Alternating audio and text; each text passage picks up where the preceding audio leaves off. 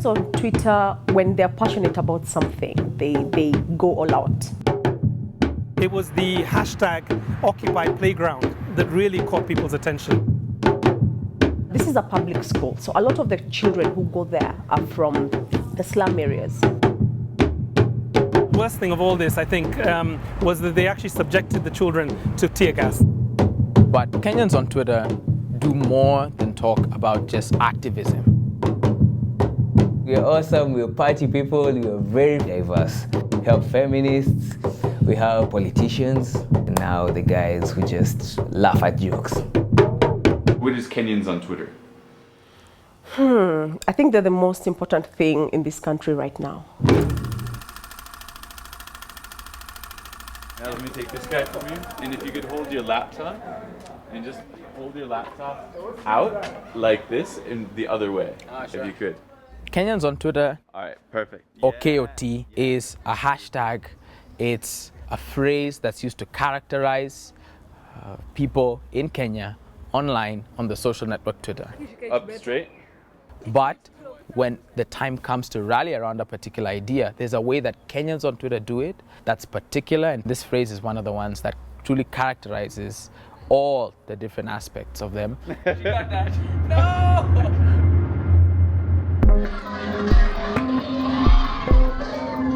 This is the Langata Road Primary School playground that you can see behind me. And on the January the 19th, something like about 300 students reclaimed this playground from a private developer that had attempted to grab it. The rest of the Kenyan citizens who are here, who are concerned about this, including ourselves, we were mobilized through Twitter. It went viral, it trended several days.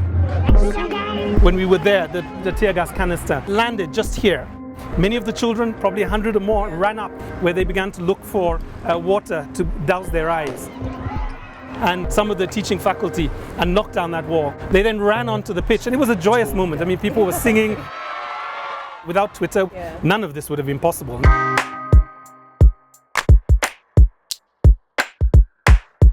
The story of Nairobi as a technology hub, 2009 is when the first fiber optic cables, we now have 3, these made landfall around that time. And Kenyans have historically, since 2009, continued to place themselves at the world stage when it comes to turning hashtags into movements, so ideas much larger. Kenyans on Twitter have replaced mainstream media when it comes to facts. So I deal a lot on corruption.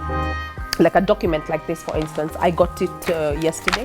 Documents are brought to me and I place them in tweets. That unfortunately also puts me in a lot of issues when it comes to my security. This intimidation tactics, it wasn't just me, you know, it happens to other people.